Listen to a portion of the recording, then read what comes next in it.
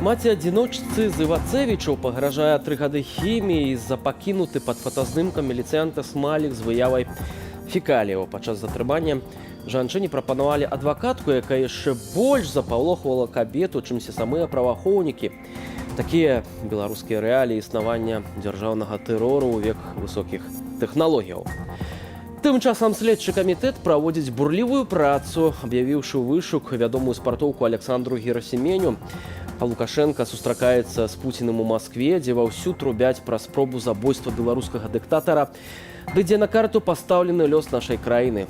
Студыя Белсат, 20-я гадзіна. З вами Віталь Бабін. Вітаю і запрашаю на выданне ў жывым эфіры «Тут і цяпер».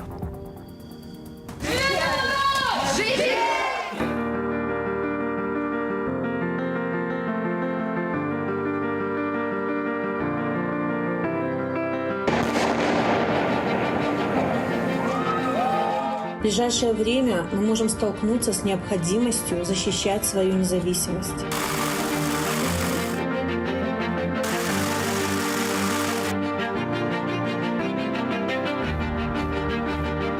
Участвовал в Майдане, так как столкнулся с преследованием в Беларуси и давлением на моих родных и близких, я остался здесь, в Украине, и жил вот до сегодняшнего дня. Подходит ко мне молодой человек, выхватывает телефон, вы обвиняетесь по такой-то, такой-то статье, 368 оскорбление президента, сказали, собираетесь, вы едете с нами.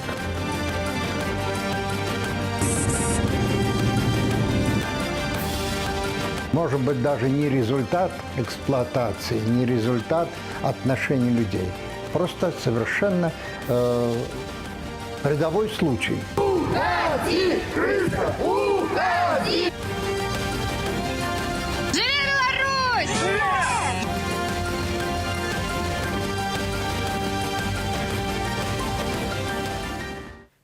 Ну а пачынаем выданне з гісторыі чарговага пераследу да жанчыны з інваліднасцю. Вазочніцы Валянціны Крыштопенкі з Віцебскага раёну сёння прыйшлі судовыя выканаўцы. Апісалі і арыштавалі маёмасць на 615 рублёў праз нявыплачаныя штрафы за ўдзел у мірных акцыях пратэсту. Спадарня Валянціна з намі на сувязі ўжо зараз. Вітаю вас. Добрый день. Спадарня Валентина, наколькі я разумею, калі да вас прыйшлі судовыя выканаўцы, вас нават не было дома ў гэты час? Нет, я была на улице с ребенком. Калі прыйшлі, што сказалі, па якой прычыне ўвогуле апісвалі гэтую маёмасць? Я так разумею, прычына ў тым, што вы не выплацілі штрафы. Да, я частично выплатила, но это для них показалось недостаточным. Они арестовали мою пенсию и через время пришли с описью. Што апісалі, што менавіта трапіла ў гэты спіс? Бытовую технику, 2 телевизора, мой дочери, микроволновую печь, вытяжку, практически все, кроме кровати. Наколькі я ведаю, што частка гэтай маёмасці належыць не вам нават, а вашай дачцэ. Толькі 30%, падаецца, так нібыта паведамлялася. Ці гэты аргумент нейкім чынам быў пры гэтай опісе, гэтай маёмасці праваахоўнымі судовымі выканаўцамі ўлічаны, ці не ўлічвалася гэта? Да, так и есть. То бок, наколькі я разумею, ці вы спрабавалі даводзіць, што гэтая маёмасць не вашая, ці не? Я сообщила, что показала вещи, которые мои, которые дочери. Мы подождали дочь с работы, она предоставила им все документы. Что будет дальше, не знаю, но нужно выплатить эту сумму 615 рублей. А оставшиеся они уже из моей пенсии будут высчитывать. А колькі ўвогуле, спадарня Валентина, у вас несплачаных гэтых штрафаў засталось? В конечном результате они озвучивали цифру 1600. Вот получается 615 я выплачу, и останется около 1000. Один из таких штрафаў, наколькі я Зразумеў, вам выпісалі ў лютым месяцы, прысудзіў гэта суддзя Міхаіл Зубеня за цытату з Бібліі. Вось наколькі мусіць быць бязбожным, такім амаральным чалавекам, як гэты суддзя, я не ведаю. Якія ў вас былі пачуцці, калі вам вынеслі вось судовую пастанову аб штрафе за цытату з свяшчэннага пісання? Я вот обдумывала эти мысли недавно и уже сейчас сказала бы ему, в чем я виновата. Это в том, что я на одном из митингов сказала слово, которое похоже на нецензурное слово. Не буду здесь его произносить. Вот за это я готова бы была выплатить штраф. А в остальном я не нарушала законов. А цитата гласила: «Когда господствует нечестивый, народ стенает». И это правда. Вось бачым акурат кадры з віцебскіх пратэстаў, дзе вы на вазку вось у пачатку гэтых шэрагаў, гэтага натоўпа людзей, якія мірна пратэстуюць супраць гвалту, супраць фальсіфікацыі выбараў у тым ліку. Спадарня Валентина, хацеў запытацца, вось гэта ваша уласная ініцыятыва была вось такая, ехаць у гэтым вазку наперадзе гэтай калоны? Да, я очень все месяцы волновалась о том, что происходит, и рвалась туда, потому что я очень солидарна со всеми. Я первые месяца плакала, потом я рвалась в бой. И свою коляску я отдала людям нуждающим, потому что в последнее время я немного хожу. Я эту коляску нашла и присоединилась ко всем протестующим. А не было вам страшна вось ехаць наперадзе ўсей гэтай калоны? Двузначный вопрос. Как человеку, конечно, это все страшно, но я взвешивала за и против. Мне больше страшно жить в Северной Корее. Я ведаю, что... То есть мне было больше страшно за наше будущее, поэтому я себя настроила на то, что здесь я бояться не буду. Я ведаю, што на гэтыя мірныя акцыі пратэсту вы даязджалі на таксі. І заўсёды, калі адбываліся такія акцыі ў Віцебску, бралі ў іх удзел. Пытанне, канешне, такое відавочнае. Ці гэтыя штрафы, вось гэты пераслед вас як чалавека, як грамадзяніна, ці ён змусіць вас адракчыся, адмовіцца ад сваіх вось перакананняў, тых патрабаванняў, якія вылучалі беларусы цягам многіх месяцаў пратэстуючы, мірна пратэстуючы на вуліцах Віцебску у тым ліку? Ну, они могут где-то под страхом запретить нам какие-то поступки, но из сердца они же не выбьют у нас наше мнение и нашу позицию, поэтому мы все равно будем идти к своей цели. И я уверена, что мы победим.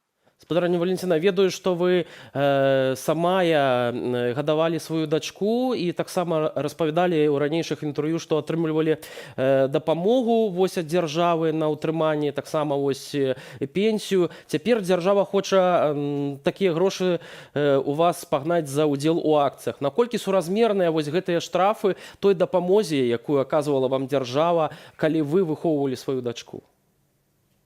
Ну, тут надо подумать. Когда у них просишь помощи, я другой пример приведу. Например, я недавно просила в Совбезе оказать мне одноразовую помощь. Она, если ее окажут, она составит только 50 рублей. Или вот хочу ситуацию привести из жизни. Однажды я попросила у государства путевку в санаторий, когда я была на коляске. Дочь моя была подростком несовершеннолетним, но уже большая девочка. И мне там ответили, что вы очень дорого обходитесь государству. С тех пор я не просила путевок. Скажите, То есть нужно было мне и сопровождающему двум человекам дать, поэтому они мне так ответили. Спадарня Валентина, магчыма, хтосьці з нашых тэлегледачоў, той, хто глядзіць зараз гэтую размову, захоча вам дапамагчы аплаціць гэтыя штрафы альбо нейкім чынам іншым вас падтрымаць, як гэта можна зрабіць? Ці патрабуеце ўвогуле такой дапамогі? Раньше вот я жила одна, растила ребенка, я никогда ни у кого не просила. Но сегодня я не отказываюсь от помощи, потому что где такие деньги взять? Это полгода голодать или... Я даже представить этой суммы не могу. Это мне надо было 5 лет собирать, чтобы съездить за эту сумму, например, куда-то. Я, например, никогда не была ни на каком курорте. Я раньше представить не могла, что я могу собрать такую сумму для курорта. А здесь мне такую сумму нужно просто подарить. Што ж, спадарня Валентина, я вельмі спадзяюся на тое, што нашы гледачы, нераўнадушныя беларусы ўсё ж такі адклікнуцца і дапамогуць, бо кожны беларус, як кажуць. Дзякуй вам вялікі за мужнасць, за смеласць і за гэтую цудоўную размову. Спадарства Валентина Крыштопенко, актывістка з Віцебскага раёну, інвалідка, чалавек з інваліднасцю на вазку, які мірна акцыі пратэсту удзельнічае, бярэ ўдзел у мірных акцыях пратэсту і за гэта мусіць расплачвацца з дзяржавай рублём. Ну што ж, да іншай тэмы. Напярэдадні на вуліцы Убарэвіча ў Менску адбылася аварыя у сетках Менск водаканалу Менсгазу. Праз пашкоджанне камунікацыяў без вады і газу застаўся жылы сектар і ўсе гаспадарчыя аб'екты Чыжоўкі. Сёння наступствы аварыі ліквідавалі, але якасць пітной вады ў раёне аварыі часова можа пагоршыцца. Мы вырашылі распытаць былога працаўніка Менскводаканалу пра магчымыя прычыны такога прарыву і ў цэлым пра сітуацыю з пітной вадой у Менску. Рядовой случай. Порыв водопровода – это рядовой случай в большом городе. Порыв особенно, что касается вот это поры, весенние поры, когда идет подвижка грунтов. Значит, происходит оттаивание замерзшего грунта, мерзлота идет вглубь в этот момент. При подвижке грунта может произойти все, что угодно. Это не стальной трубопровод, который может несколько сыграть. Чугунный. Он жесткий, и он малейшего движения грунта не удерживает. Скорее всего, произошло именно это. Ну вот, сдвинулся грунт, раз разорвало трубопровод. Особенно могло оказаться так, когда его ложили, где-то под трубопроводом оказался какой-то валун, камень. Никакой вины персонала в этом совершенно нет, на мой взгляд. Этого сказать, потому что сети разные. Есть сети, которые ложились и укладывались там и 50 лет тому назад, и 40 лет, и 30. Где и как это укладывалось, я не могу ничего сказать. Есть персонал, за трубами смотрит, есть определенные графики промывки трубопроводов, обследования их, обхода. Оно это все соблюдается, на мой взгляд, насколько качественно и насколько тщательно, это я ничего не могу сказать на этот счет, потому что я уже 17 лет не работаю. Но то, что за последние годы произошел спад в квалификации работников, для меня это несомненно. Последний грамотный, толковый руководитель водоканала ушел на лет 10 назад. Это был Герасименок. Последним был. До него был очень грамотный Шикун, до него Соколовский. Люди, которые болели, знали производство и болели за него. А вот уже лет, наверное, 10, на мой взгляд, туда приходили люди случайные, которые очень мало думали о том, чтобы нормально работала система. Они, на мой взгляд, опять-таки руководствовались своими какими-то интересами. Они изгоняли всячески специалистов, знающих оттуда, и в итоге пришли к тому, что на сегодняшний день в водоканале очень мало грамотных специалистов. Вода в Минске качественная, в основном большая часть это артезианская вода. Есть вода частично из открытых источников, из канала Илейско-Минской водной системы. Вся вода соответствует тем стандартам, которые на воду распространяются, которые требуются к этой воде. И поэтому сомнений в том, что что-то есть тут недоработки, у меня никакого нету. Вода нормального качества, все хорошо. Папрала бялізну вывелася прасушыць і трапіла ў міліцыю. Паводле супрацоўнікаў міністэрства ўнутраных спраў быццам бы неабыякавая я бацька патэлефанавала куды трэба, як заўважыла на балконе дому бел-чырвона-белы сцяг сярод іншай чыстай бялізны.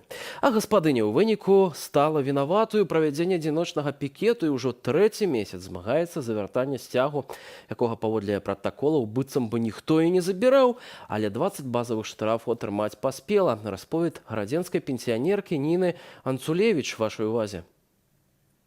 27 января ко мне в дверь позвонила милиция, я открыла дверь, и они мне объявили: вы совершили пикет, у вас на балконе висит бел-червоно-белый флаг.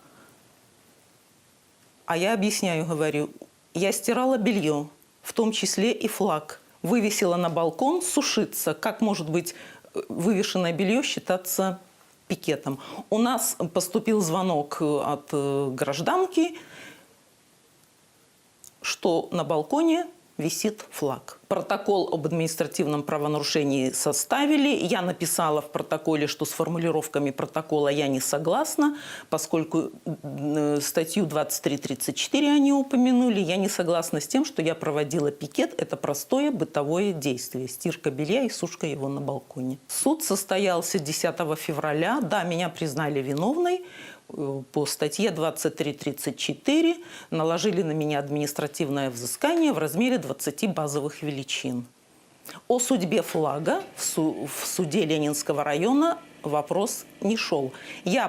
Судья Гурин вел заседание, я подала письменное ходатайство на имя, суду подала письменное ходатайство с просьбой вернуть мне мой флаг, на что мне судья Гурин ответил, что поскольку в материалах дела отсутствуют документы о признании флага вещественным доказательством и о наложении ареста на имущество, судьба флага в судебном заседании разрешаться не будет.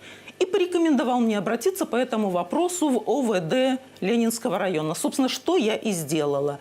Я сразу же после суда 12 числа написала свое первое ходатайство в ОВД Ленинского района о возврате мне моего имущества. Потом таких ходатайств я писала еще несколько. В материалах дела отсутствуют документы о признании флага вещественным доказательством и о наложении ареста на имущество. Хочу еще сказать, что мне какой-либо документ в ОВД о том, что у меня флаг изымают, что на него накладывается арест, мне никто такого документа не показывал, никакого документа подобного содержания я не подписывала.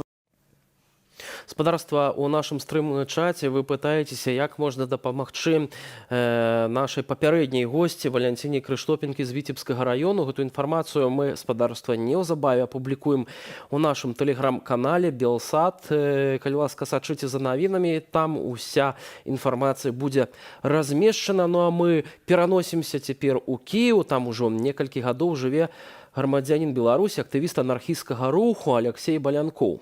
Напярэдадні да яго завіталі ўкраінскія праваахоўнікі, правялі ператрус. Цяпер маладзёну пагражае высылка на радзіму, дзе яго можа чакаць зняволенне. У чым жа справа? Запытаемся самога Алексея. Алексей, вітаю вас.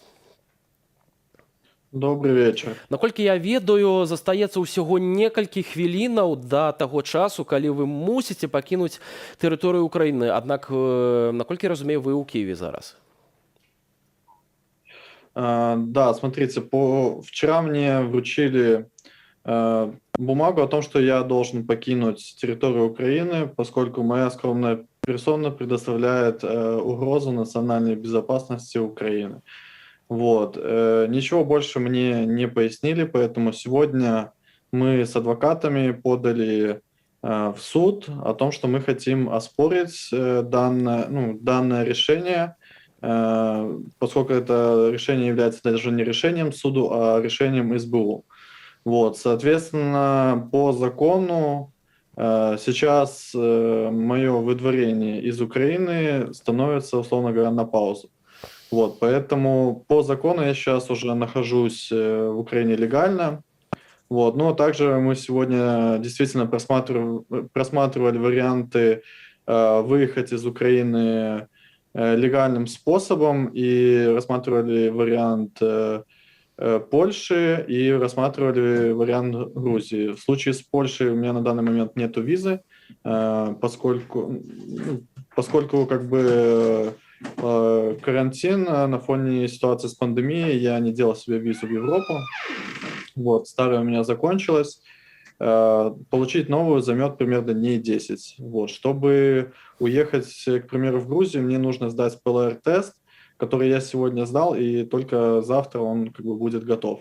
Вот, то есть фактически за сутки можно уехать только в Беларусь.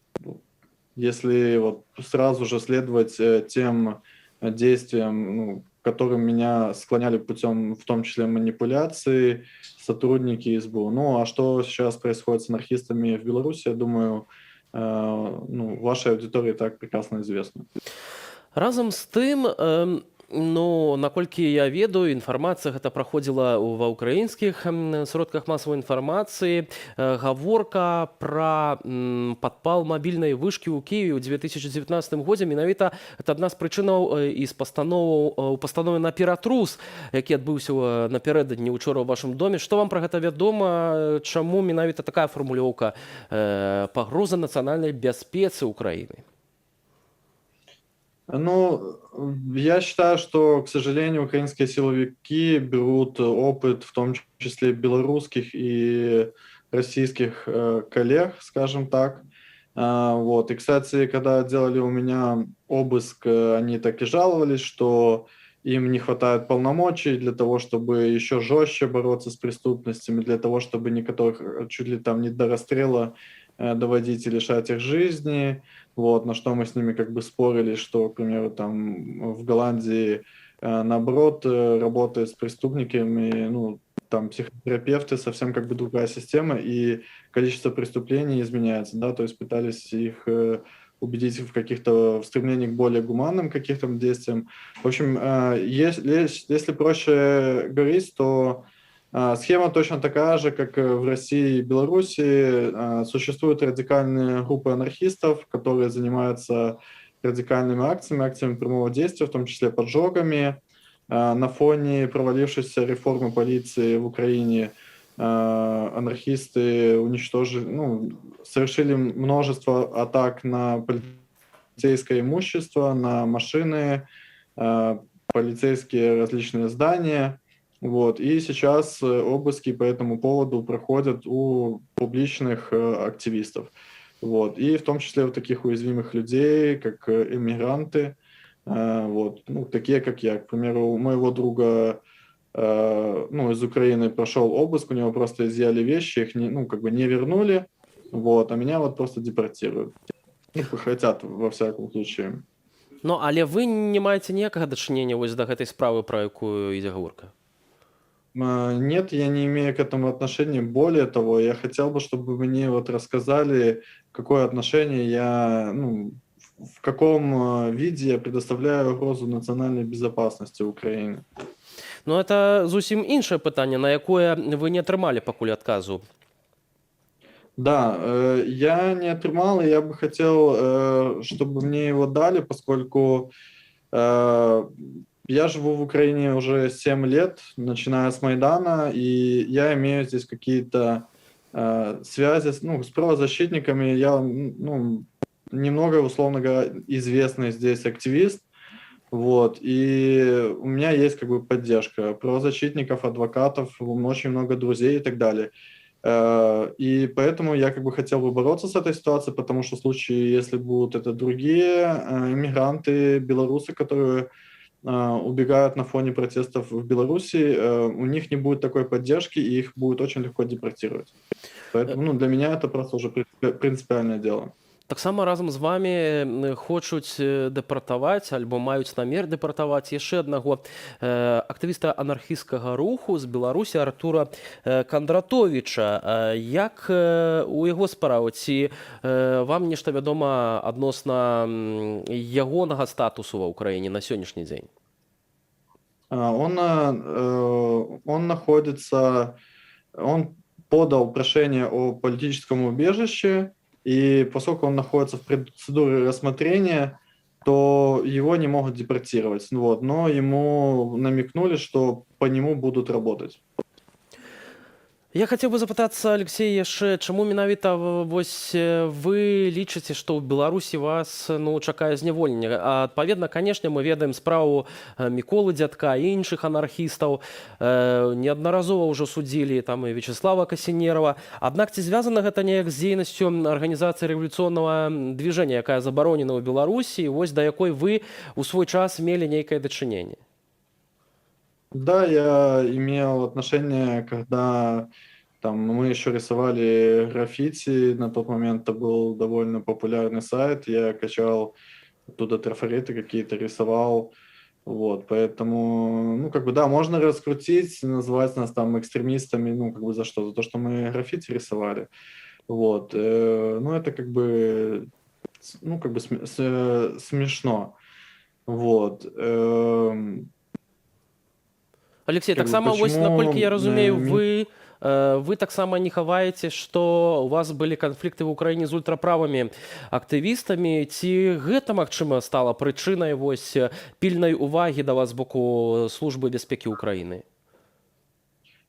Да, в принципе, один человек из нацистской, ну, как бы они называют себя правыми, но по факту они являются скрытыми нацистами, вот, которые прячутся за ширмы ветеранов АТО, да, то есть они пытаются, ну, как бы, на мой взгляд, они просто очерняют, условно говоря, ну, название ветераны, ветераны Украины, участники боевых действий, вот, и в случае, когда у нас, как бы, случались конфликты случались после, ну, из-за того, что у нас разные политические взгляды, они нападали на меня, на моих друзей, и вот те моменты, когда мне удавалось от них отбиться, они это потом раскручивали, что это я на них напал, и вот приехал из Беларуси специально как бы на них нападать. То есть вот на Майдане как бы там абсолютно разные были люди, мы с ними вместе стояли, а тут я вот ни с того ни с сего решил на них нападать, на бедных несчастных. Алексей, калі можна яшчэ некалькі словаў пра тое, хто вам дапамагае зараз ва ўкраіне, каб вось развязаць гэтае пытанне на вашу карысць? Еще раз.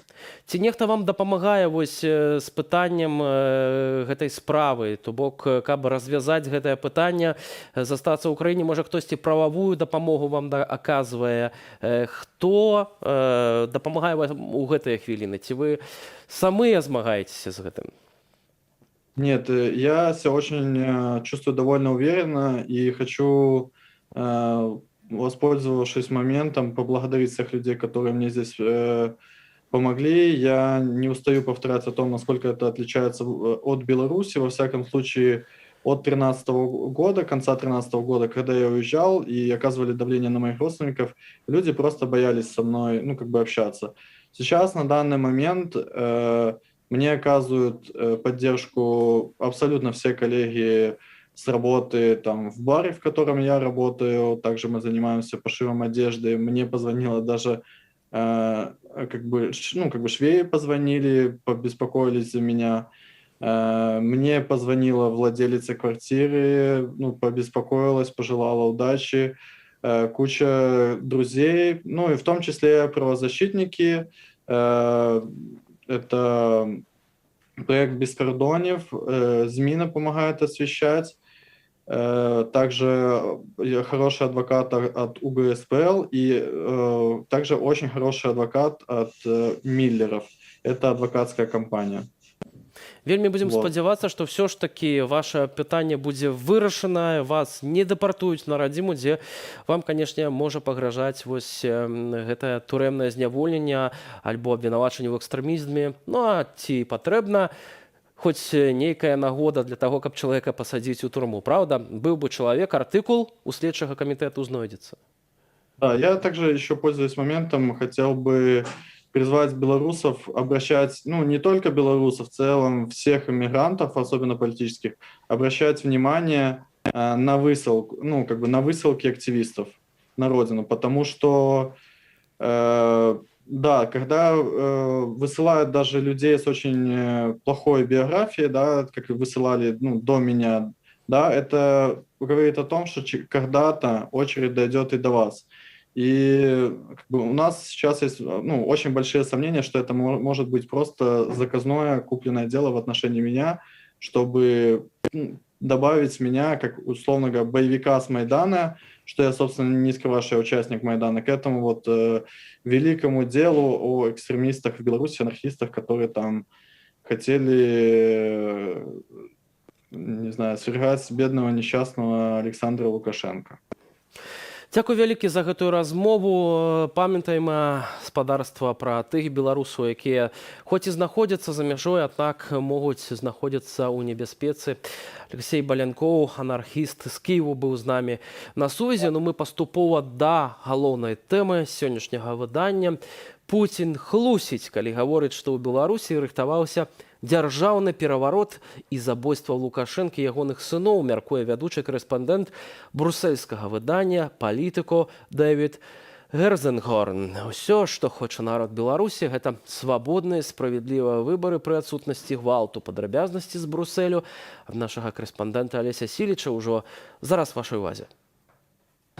Сёння з намі тут на вуліцах Брусселя Дэвід Герзенгорн, аглядальнік порталу «Палітыко», былы корэспандэнт газеты «Нью-Йорк Таймс» у Москве.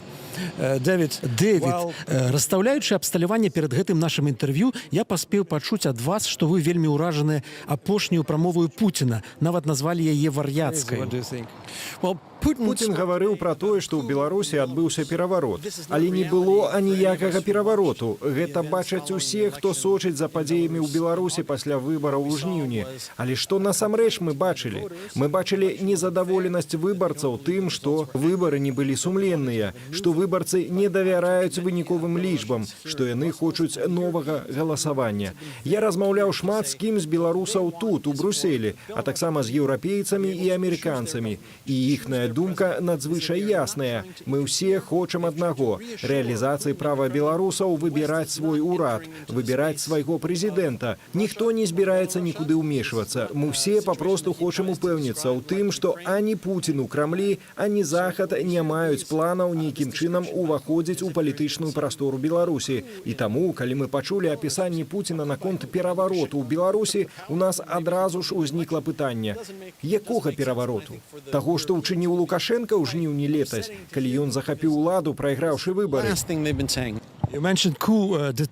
Вы згадалі пераварот. Самае папулярнае, напэўна, цяпер у Беларусі слова. А вы ведаеце, што некаторыя з людзей, якія амаль адкрыта абмяркоўвалі ў інтэрнэце праз праграму Zoom магчымасці перавароту, цяпер сядзяць у турме КДБ. Іх вінавацяць у змове і ім свеціць доўгія турэмныя тэрміны. Што пра гэта думаеце? Падобнай інфармацыі мы атрымліваем цяпер шмат. Мы бачым, як шмат адбываецца арыштаў. Колькі людзей у Беларусі несправядліва кідаюць за краты, таму што яны пратэставалі, патрабуючы свабодных і справядлівых выбараў у Беларусі. Мне невядомыя дэталі абвінавачванняў у спробе перавароту, але мы не верым у тое, што сітуацыя ў Беларусі настолькі ненадзейная, што ёсць гэткая пагроза. Мы чуем заявы беларускай апазіцыі, якая ўвесь час паўтарае, што дамагаецца адкрытага галасавання і сумленных выбараў. Ніхто не плануе захапіць уладу сілай і неяк незаконна. Зусім наадварот. Яны кажуць: калі ласка, правядзіце легальныя і справядлівыя выбары. У ЗША, адкуль вы родам, палітычныя забойствы не такія ўжо і рэдкія. Згадаем забойства таго ж Джона Фіцджеральда Кеннеді, пра выканаўцаў і замоўцаў якога дагэтуль у Злучаных Штатах ідуць спрэчкі. Пытанне не ў тым, што палітычнага гвалту няма. Ён ёсць паўсюль. І мы бачым гэткі гвалт з самых ранніх перыядаў амерыканскай гісторыі. Абрагама Лінкальна, прэзідэнта, які скасаваў рабства ў Злучаных Штатах, застрэлілі. Так, палітыкі могуць быць вельмі непапулярныя. Але мы спадзяемся на тое, што грамадства ўсё-ткі прайшло гэты перыяд і вывучыла неабходныя ўрокі з яго. Калі я працаваў журналістам «Нью-Йорк Таймс» у Маскве, я асвятляў забойства Барыса Немцова, апазіцыйнага палітыка, застрэленага на мосце папросту побач з Крамлём. Таму так, мы назіраем палітычны гвалт шмат у якіх частках свету, і гэта выклікае вялікі клопат. Мяне заўсёды цікавіла, чаму ў Злучаных Штатах літаральна кожнае стагоддзя знаходзіцца нехта, хто хоча забіць прэзідэнта. Але ў ЗША людзі могуць прагаласаваць за іншага прэзідэнта. У Беларусі не. Выбарцы заўсёды гарачыя. Сярод маіх чытачоў ёсць таксама вельмі эмацыйныя. Часам ім не падабаецца тое, што я пішу, і яны мне пішуць у адказ, каб ты здох. Але не думаю, што нехта з іх рэальна хоча мяне забіць. Я згадваю Маскву 2015-га. Калі я пакідаў свой пост, некаторыя сябры казалі мне: «О, ты з'язджаеш з Расіі праз пагаршэнне тут палітычнай сітуацыі. Табе тут, маўляў, некамфортна». Я адказваў: «Не-не, я еду, бо ў нас у Амерыцы хутка выбары. І ў адрозненне ад Расіі мы не ведаем, хто станецца пераможцам». Вы ведаеце, што Лукашенко, вяртаемся да беларускіх рэаліяў, заявіў, што за змоўцамі стаіць ФБР і ЦРУ. Вы верыце Лукашенку? Ой, ну не веру я ў тое, што ў парадку дня ці то ЦРУ, ці то ФБР у верхніх радках гэтага парадку стаіць сітуацыя ў Менску. Беларусь вельмі прыгожая краіна ва ўсіх сэнсах. Менск таксама прыгожы. Я бываў там не раз. І да Беларусі, вядома, мусіць быць больш цікавасці ад астатняга свету. Але насамрэч ЦРУ не вызначае, што адбываецца ў Менску. ФБР таксама. У іх дастаткова праблемаў у Вашынгтоне, якія трэба кантраляваць. Я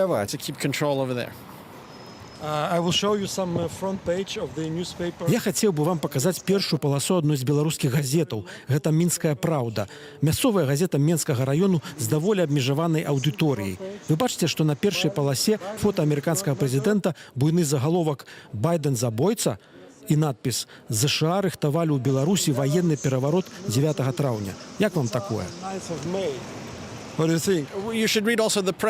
варта было б пачытаць таксама яшчэ і прэсу ў Вялікай Брытаніі падчас Брэкзіту. Усе гэтыя артыкулы і сюжэты пра нібыта змовы з боку еўразвязу. У самых З'ядночаных Штатах мы часта сутыкаемся з меркаваннем, што Джо Байден, наадварот, занадта мяккі прэзідэнт. Таму я не згодны з меркаваннем, што ён забойца. Дональд Трамп, напрыклад, называў Юнкера, былога прэзідэнта Еўракамісіі, брутальным забойцам. Але ён меў на ўвазе гандлёвыя перамовы, а зусім не гвалт. Thank you for your opinion. Сёння з намі быў Дэвід Хейзерборн, аглядальнік інтэрнэт-рэсурса палітыка в Брюсселі. Алексей Белсад, Брюссель. Да тэмы ўзаемаадносінаў Лукашэнкі і Пуціна і сённяшніх перамоў у Маскве яшчэ вернемся. Пакуль спадарства, вы пыталіся ў нас, як дапамагчы спадарыне Валянціне Крыштопінцы з Віцебскага раёну, у якой арыштавалі, апісалі маёмасць судовыя выканаўцы за нявыплачаныя штрафы за ўдзел у мірных акцыях пратэсту. Інфармацыя ў вельмі хуткім часе з'явіцца на нашым тэлеграм-канале. Каб даведацца, як дапамагчы спадарыне Валянціне, яна просіць тэлефанаваць ёй асабіста на мабільны нумар ці пісаць ёй у тэлеграм. Нумар тэлефону, а таксама тэлеграм-каналу вы зможаце даведацца хутка ў нашым тэлеграм-канале. Калі ласка, сачыце тыя, хто зацікаўлены ў такой дапамозе. Яшчэ спадарства навіна з апошніх хвілінаў. Менскі гарадскі выканаўчы камітэт адмовіў у правядзенні традыцыйнага шэсця на чарнобыльскі шлях. Пра гэта парталу Тутбай паведаміў кіраўнік партыі «Зялёныя» Дмітрый Кучук у сваім адказе на заяўку арганізатараў Менгаравыканкам назваў наступныя прычыны.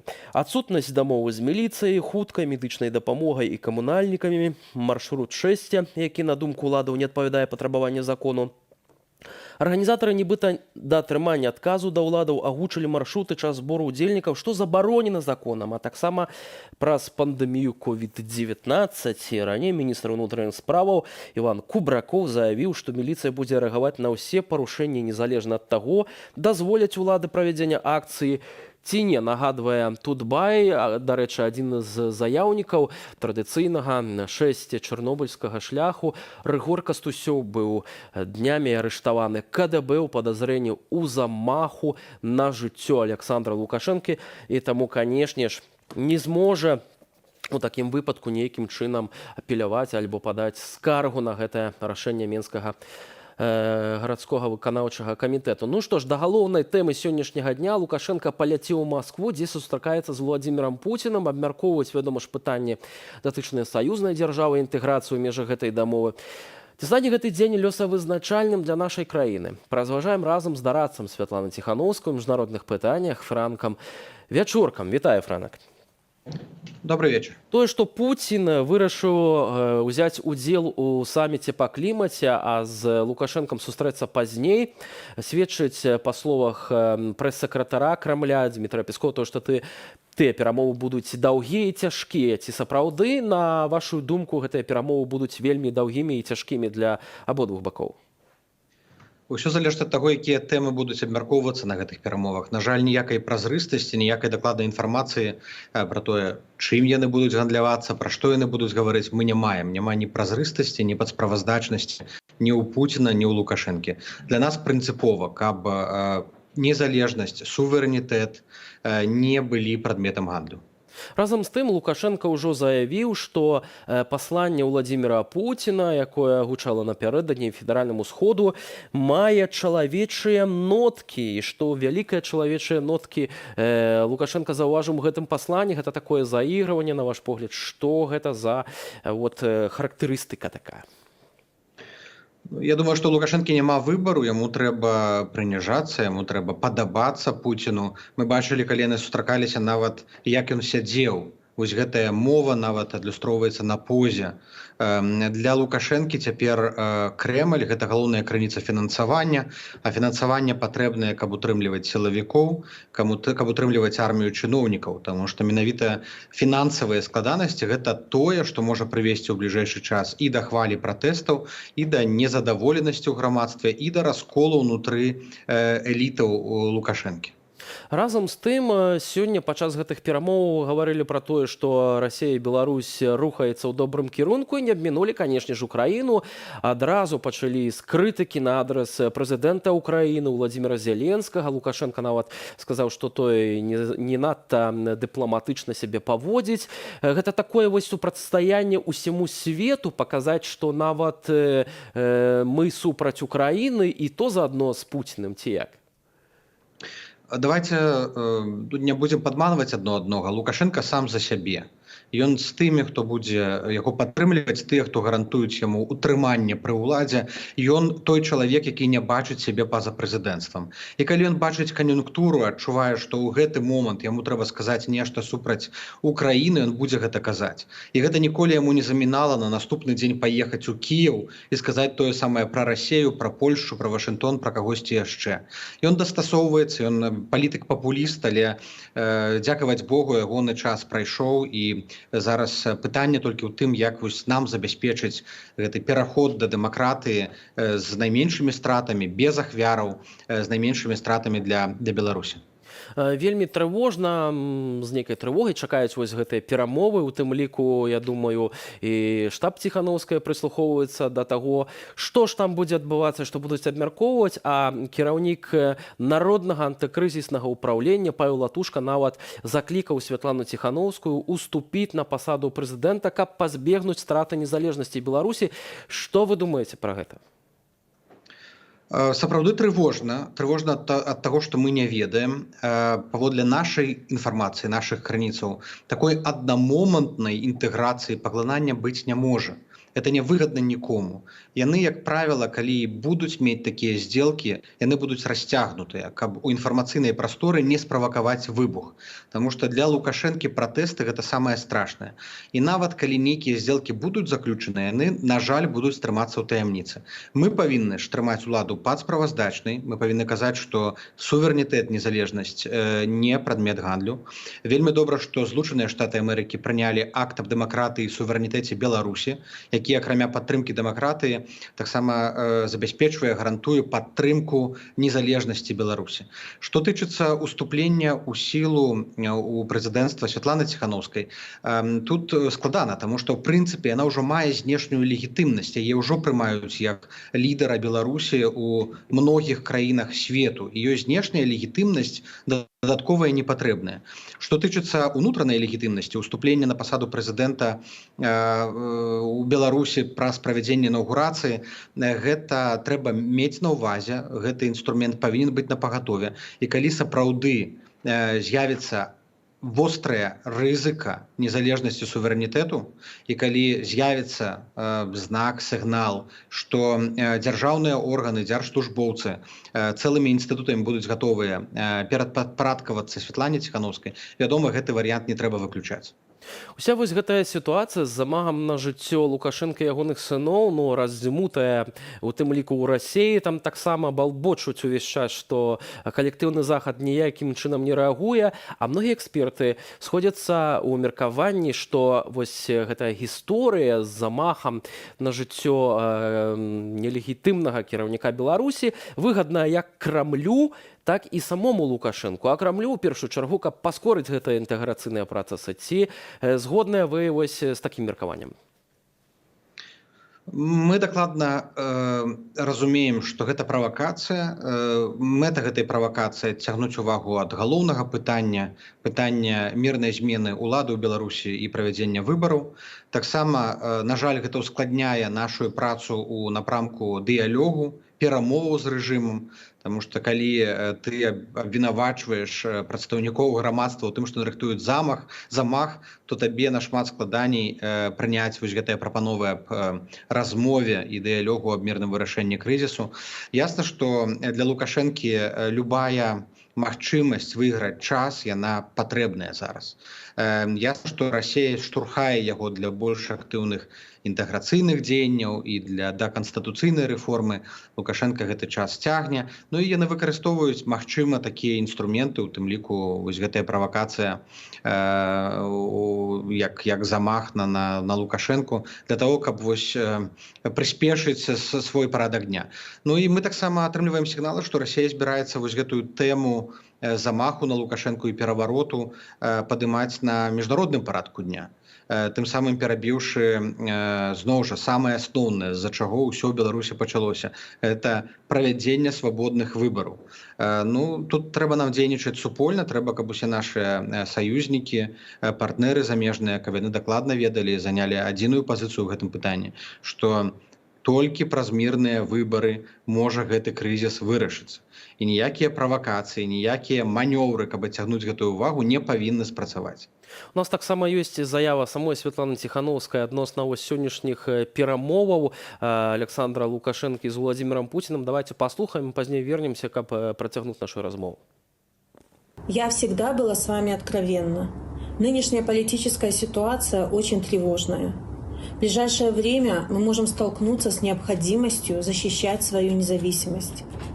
Человек, который десятилетиями строил себе репутацию гаранта суверенитета, сам стал прямой угрозой суверенитету. И это полностью на его ответственности. Я хочу напомнить, что после выборов 9 августа 2020 года Александр Лукашенко не является легитимным представителем белорусского народа. Он утратил доверие и не имеет законного права принимать решения, которые затрагивают национальные интересы и влияют на будущее страны. В то же время я, как избранный представитель белорусского народа, заявляю, что никакая дополнительная защита со стороны России нам не нужна. А выдуманный заговор с покушением – явная провокация, чтобы оправдать вмешательство России во внутренние дела нашей страны. Также я хочу подчеркнуть, что белорусский народ очень тепло и добрососедски относится к России. И я предлагаю оставить отношения наших народов именно такими. Любое решение, которое затрагивает национальные интересы, не может быть принято и тем более осуществлено без воли белорусского народа. Белорусский народ вынужден сражаться за свою свободу. И мы уже доказали, что умеем за себя постоять. И мы, белорусы, не поступимся суверенитетом и независимостью. Вяртаючыся вось да гэтага замаху на жыццё Лукашэнку, варта, канешне, таксама задацца пытаннем, ці верыць сам Владзімір Пуцін і Александр Лукашэнку, што палітолог Александр Федута і там адвакат Зянковіч, а таксама Рыгор Кастусёў, старшыня партыі БНФ, планавалі ягонае забойства. І калі не верыць, і сапраўды гэта правакацыя, а гэтую правакацыю праводзіць само ФСБ, ці тут не паўстае пытанне, колькі ж Лукашенка тады будзе супраціўляцца, колькі у яго ёсць часу, каб капітуляваць перад Пуціным? Тут цяжка сказаць. Я паўтаруся, што пагроза незалежнасці будзе роўна столькі, колькі Лукашенко пры ўладзе. І чым бліжэй будзе да пераменаў, да новых выбараў, да сыходу Лукашэнкі, тым мацней гэтая пагроза будзе нарастаць. Таму што дыктатар Лукашенко загнаны ў кут, аслаблены, які страціў падтрымку нават сярод тых, хто яго падтрымліваў заўжды, і сярод сілавікоў і чыноўнікаў. І ён можа рабіць небяспечныя, непрадказальныя крокі. І мы павінны зрабіць усё магчымае, каб яго спыніць як можна хутчэй. Колькі гэта часу зойме? Некалькі месяцаў. Да канца года мы не ведаем.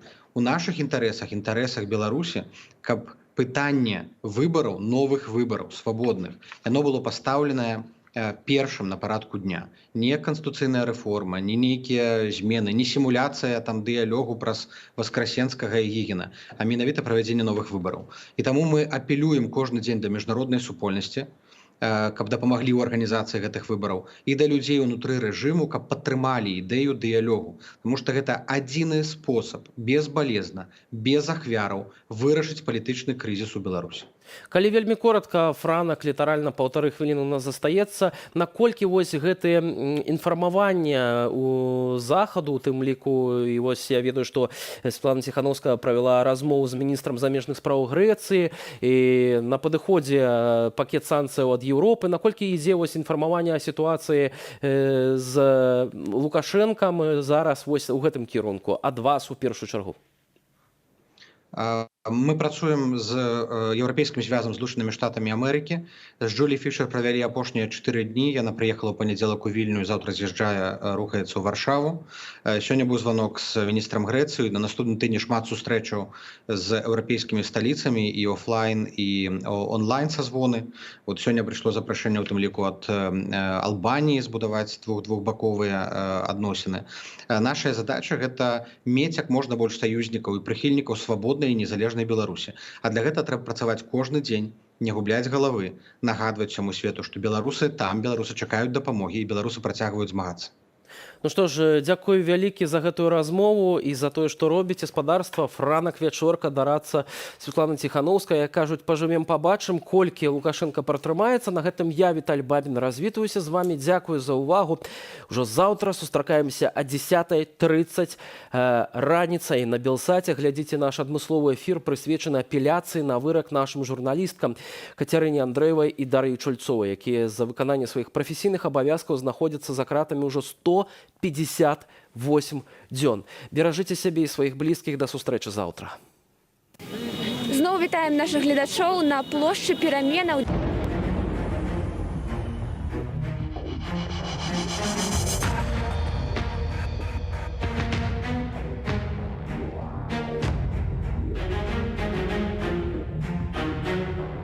Час ад часу мы былі вымушаныя класціся на падлогу.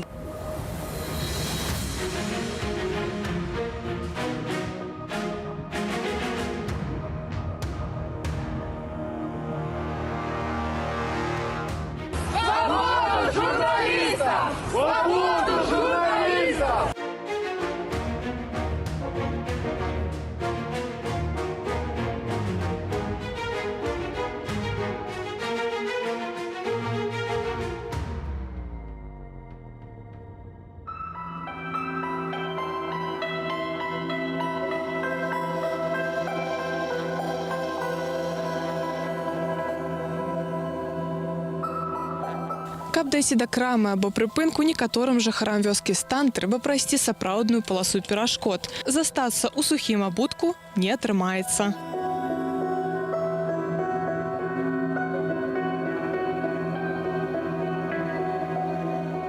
переживаю за вас. Но это не продлится вечно.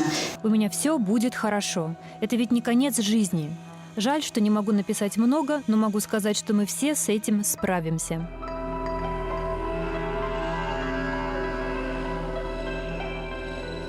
Это комната, где, в общем, выросла Катя. Здесь Катины снимки.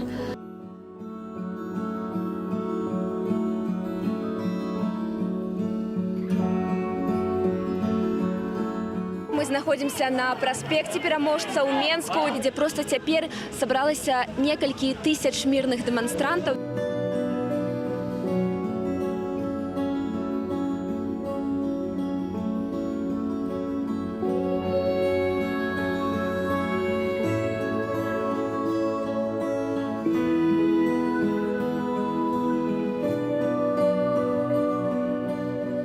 Это первый лист. Теперь вы видите, что мои слова не были пустым звуком. Я и правда не собиралась никуда уезжать.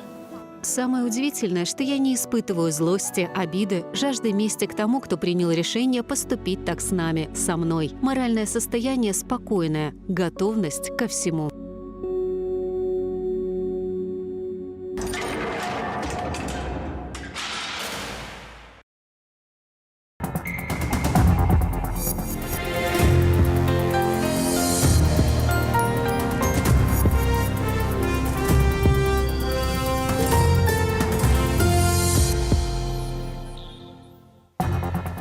У жывым эфіры галоўнае інфармацыйнае выданне на тэлеканале Белсат. У студыі для вас працуе Вольга Старасціна.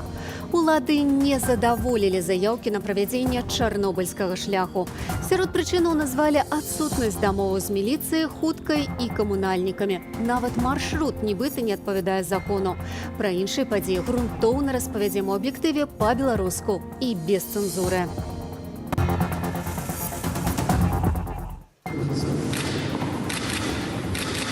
Лукашенко у Москве. Интеграция до глубокой ночи.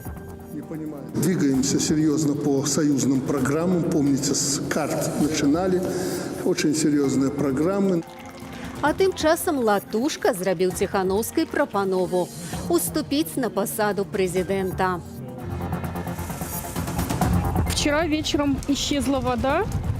Вообще всякая вода из-под кранов.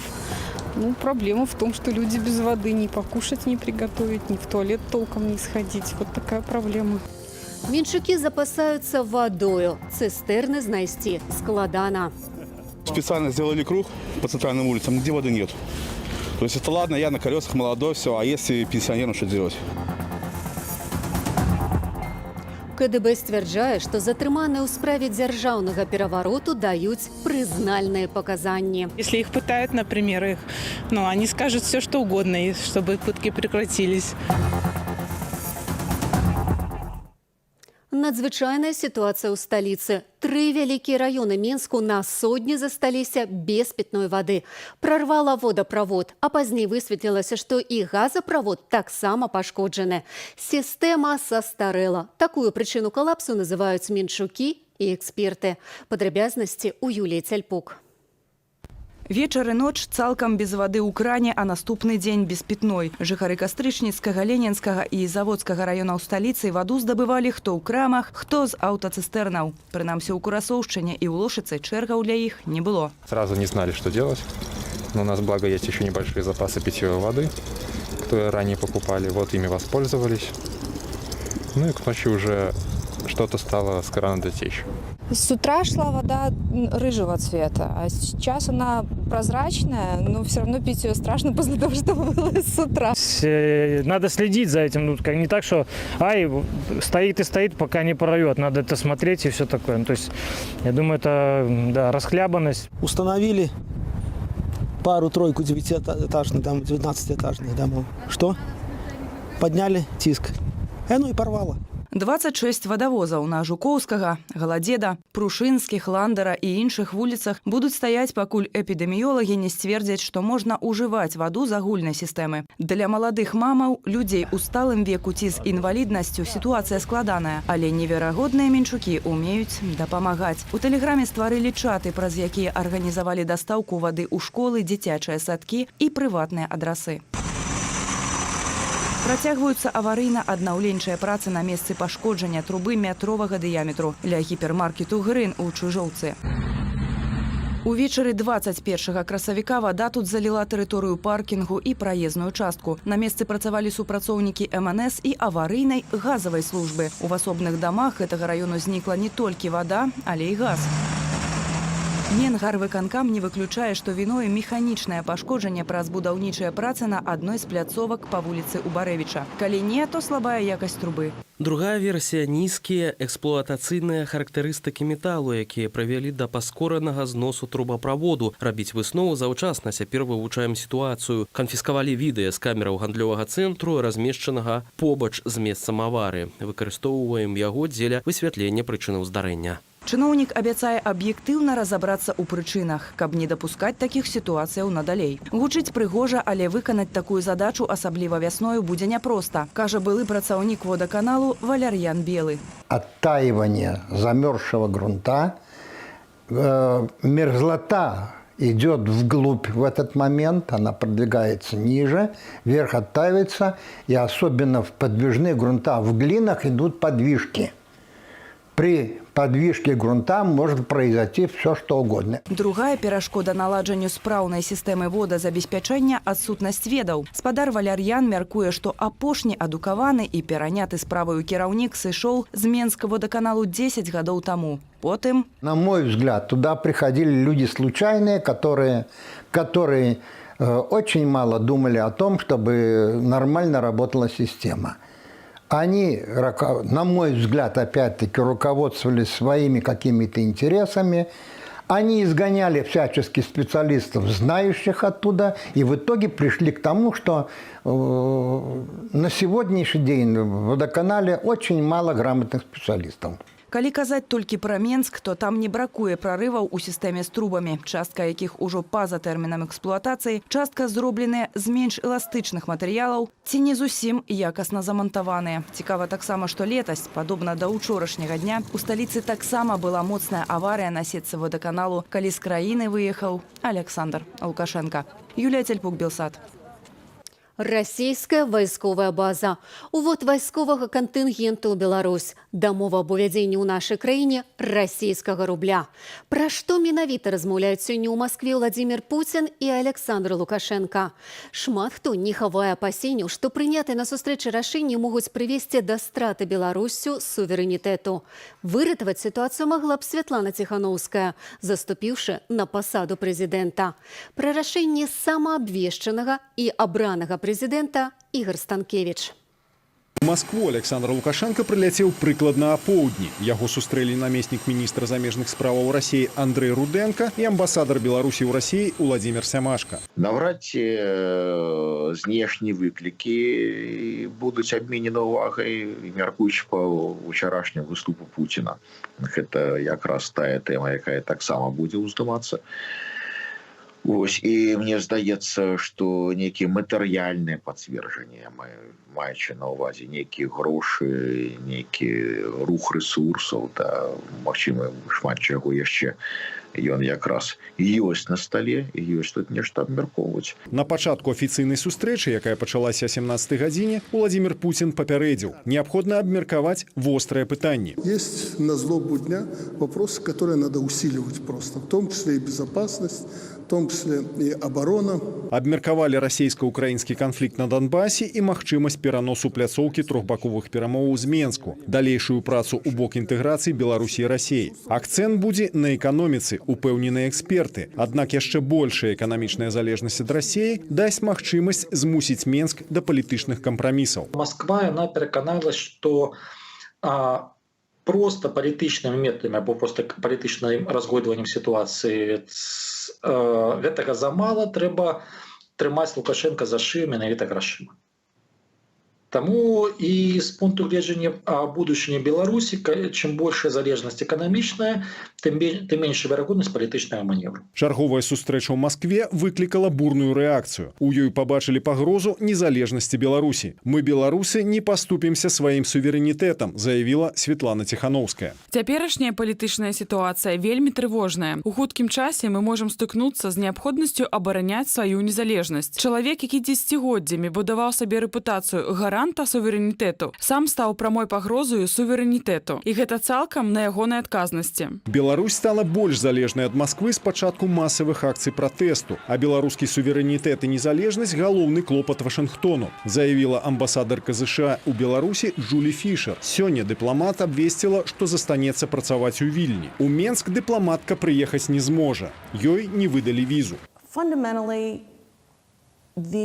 Па сутнасці, гэтая дынаміка пратэстаў змяніла давер да рэжыму ў Беларусі. Я не веру, што якія-небудзь улады, я не веру, што любы ўрад, які не супярэчыць волі народу, што так відавочна ігнаруе волю народа, з'яўляюцца устойлівымі. Сябра каардынацыйнай рады Павел Латушка заявіў, што ў Крамлі могуць абмяркоўваць стварэнне расійскай вайсковай базы, уваход расійскага вайсковага кантынгенту ў Беларусь і ўвядзенне расійскага рубля. Зыходзячы з таго, што Лукашенко не з'яўляецца легітымным кіраўніком дзяржавы, не мае права прымаць такія рашэнні. Зыходзячы з таго, што абраным лідарам Беларусі з'яўляецца Светлана Тихановская, і гэта прызнана шмат якімі краінамі, мы павінны, мне падаецца, павінны паставіць зноў пытанне і звярнуцца да Светланы Тихановскай аб тым, каб яна уступіла ў пасаду прэзідэнта Рэспублікі Беларусь. У штабе Тихановскай адказалі, што гатовыя адэкватна рэагаваць на сітуацыю з улікам абставінаў, а рашэнне аб заняцці прэзідэнцкай пасады ў запасе. Ігор Станкевич, Белсат. Камітэт дзяржбяспекі выставіў абвінавачанні 4 затрыманым у справе аб нібыта падрыхтоўцы дзяржаўнага перавароту і замаху на жыццё Лукашэнкі. У ведамстве сцвярджаюць, што фігуранты актыўна супрацоўнічаюць са следствам. Што вядома ў гэтай загадкавай справе, распавядзе Анастасія Русецкая. 4 затрыманым у справе аб дзяржаўным перавароце выставілі абвінавачанні ў змове з мэтай захопу ўлады. Пра гэта ў эфіры тэлеканалу «Беларусь-1» паведаміў прадстаўнік КДБ Константин Бычак. З ягоных словаў затрыманыя даюць прызнальныя паказанні і супрацоўнічаюць са следствам. Імёны 3 фігурантаў справы вядомыя. Гэта паліткансультант Александр Фядута, старшыня партыі БНФ Рыгор Кастусёў і адвакат Юрый Зянкович. Імя 4-го дагэтуль не названае. Понятно же, почему не признаются. Бьют, возможно. Мы же все знаем, как там все работает в России, в Беларуси. Я думаю, что это было подстроено. И те методы, которые используют, просто люди не могут... То есть, если их пытают, например, они скажут все, что угодно, чтобы пытки прекратились. Кому это надо покушаться? Это полная чепуха. Пра актыўную супрацу са следствам мы чуем не ўпершыню. Прычынаю, на думку экспертаў, можа быць псіхалагічны або фізічны ціск. Прызнанні могуць мець і іншую падставу. Магчыма, з таго, што, ў прынцыпе, людзі не адчуваюць, што яны рабілі нешта злачыннае, так як мы не ведаем дакладных доказаў, дакладных фактаў. Так, па гэтай справе. Спробу нібыта дзяржаўнага перавароту ў Беларусі ды замаху на Лукашэнку быццам бы перадухіліла ФСБ супольна з КДБ Беларусі. Учора падзеі пракаментаваў прэзідэнт России Владимир Путин. А что было бы, если бы попытка госпереворота в Беларуси была бы реально предпринята? Ведь к этому же все и велось. Сколько бы людей пострадало? Как складывалась бы вообще судьба Беларуси? Об этом никто не думает. Сведчанне Пуціна пра рэальнасць змовы, на думку палітолага Паўла Усава, можа прывесці да практычных крокаў, магчыма, у бліжэйшыя дні. Тады, конечно, вся гэтая аперацыя убудоўваецца і мае сваю логіку. Ёсць тэрарысты, ёсць спроба забойства Лукашенка і захопа Беларусі, а гэта азначае, што Расія мусіць нейкім чынам рэагаваць. Рэагаваць як? Рэагаваць тым, што ўводзіць вайсковы кантынгент у Беларусь і такім чынам бароніць незалежнасць, суверэнітэт і мир у Беларусі. Пра датычнасць Злучаных Штатаў Амерыкі да рыхтаванага замаху заявілі Александр Лукашенко і ФСБ России. У Белым доме гэтыя абвінавачанні абверглі. Сёння ж прадстаўніца МЗС России заявіла, што без ведама амерыканскіх спецслужбаў падрыхтоўка да перавароту хутчэй за ўсё праходзіць не магла. Для ўладаў галоўнае падтрымліваць вось гэты інфармацыйны шум, вакол гэтай змовы, як унутры краіны, у тым ліку у самой Расіі, так і за мяжой, то бок гэта інфаповад, інфашум, і чым больш людзей будзе пра гэта казаць, чым больш людзей будзе пад гэта падцягнута, ну тым лепей для ўлады. Фактычна гэта патрэбна дзеля таго, каб дэзарыентаваць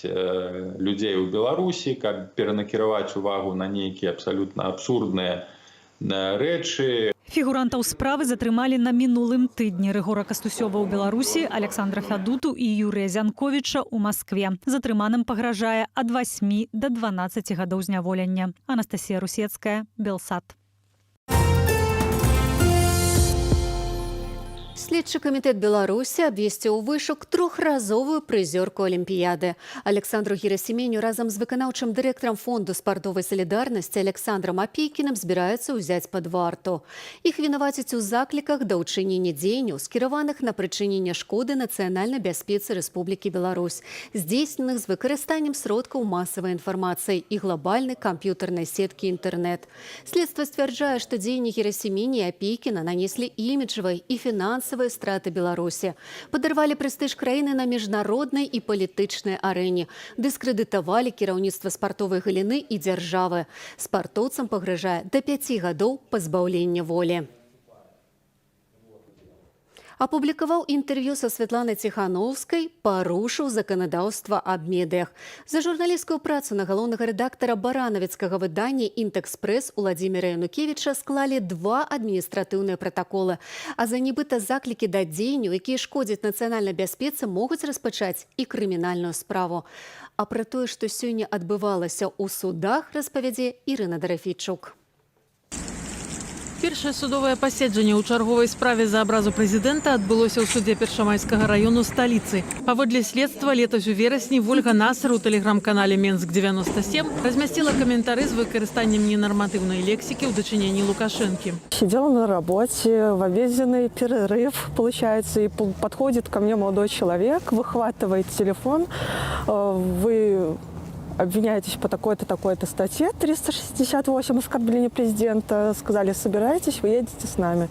Вот. Потом поехали домой на обыск. Ну, изъяли БЧБ флаг, ноутбук, ну, естественно, телефон сразу же.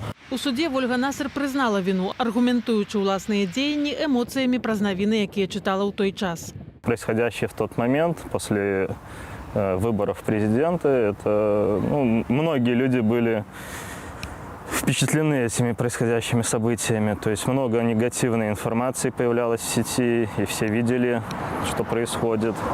Вот, поэтому тут суд должен был опираться на то, что в каком состоянии она была, когда писала эти комментарии. Абвінаваўца Ганна Лапянок запатрабавала для Вольгі Насар пакарання 1 год хатняй хіміі. Прысуд у справе суддзя Максім Трусевіч мае абвесціць заўтра.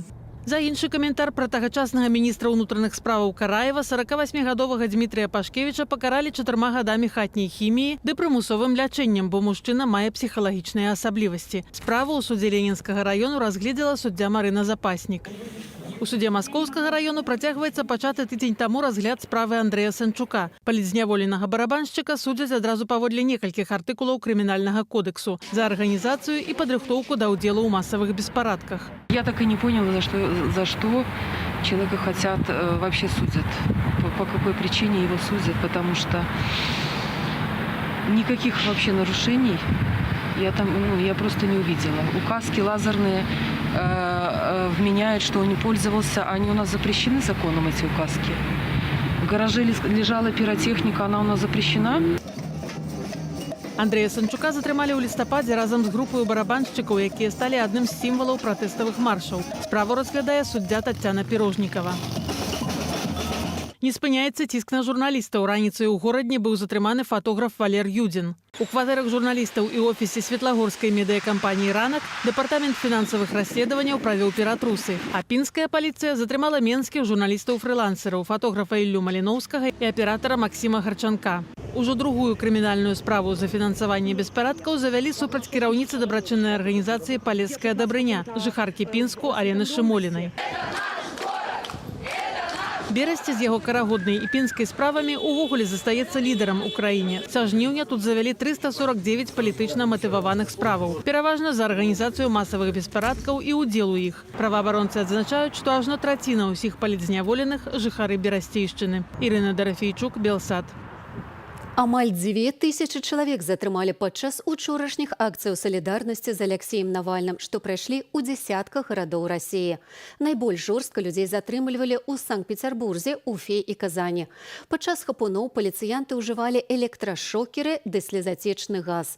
У Маскве, дзе на акцыю выйшла згодна з рознымі ацэнкамі ад 6 до 18 тысячаў чалавек, паліцыя перакрыла Манежную плошчу і падыход да будынку Дзярждумы. Прыхільнікі Навальнага, якія адбываюць турэмны тэрмін у калоніі ва Владзімірскай вобласці, патрабуюць дапусціць да палітыка медыкаў. За дзень да пратэстаў Навальнага перавялі ў шпіталь у іншай калоніі, але дактароў да яго так і не пусцілі. Ён 23 дні трымае галадоўку. У адказ на недружалюбныя дзеянні Беларусі Украіна ўвяла абмежаванні на пастаўку з нашай краіны аўтобусаў і іншых транспартавых сродкаў, а таксама распачала антыдэмпінгавыя расследаванні о продажах беларускай прадукцыі ва ўкраіне. Доўгі час палітычнага канфлікту ён даецца ў знакі ў выглядзе эканамічных рашэнняў. З аднаго боку, Кіеў і Мінск абменьваюцца колкасцямі, з другого боку, такая ситуация, она стварае вельмі сприятлівыя умовы, но тут якраз уже эканамічны бок пайшоў, для лоббізму пэўных рашэнняў па абароне рынку або па забароне па абмежаванню канкурэнцыі з боку украінскіх гульцоў. На ўвоз беларускіх аўтобусаў і цяжкавікоў уводзіцца мыта памерам 35% ад мытнай вартасці пастаўкі. Раней большасць відаў гэтага транспарту пастаўлялася ва ўкраіну ўвогуле без мыта. Як паведамілі ў міжведамаснай камісіі, абмежаванні ўводзяцца ў адказ на стварэнне ўрадам Беларусі штучных бар'ераў для ўвозу з Украіны колавых транспартных сродкаў і няроўных умоваў для ўдзелу ў дзяржаўных закупках. Нагадаем, раней мэр Львова Андрэй Садавы адмовіўся набываць для гораду аўтобусы МАЗ. Ён патлумачыў гэта як палітычнымі прычынамі, гэтак і неабходнасцю падтрымаць айчыннага вытворцу. Што насамрэч абмяркоўвалі змоўнікі? Дзяржаўны пераварот, забойства Лукашэнкі ці нешта іншае? Даведаемся з першых вуснаў. Удзельнік гутарак псіхіятр Дмітрый Шчыгельскі распавядзе падрабязнасці Уладзіміру Мацкевічу. Глядзіце размову адразу пасля аб'ектыву. У мяне ж на гэтым уся інфармацыя. Да сустрэчы ў эфіры.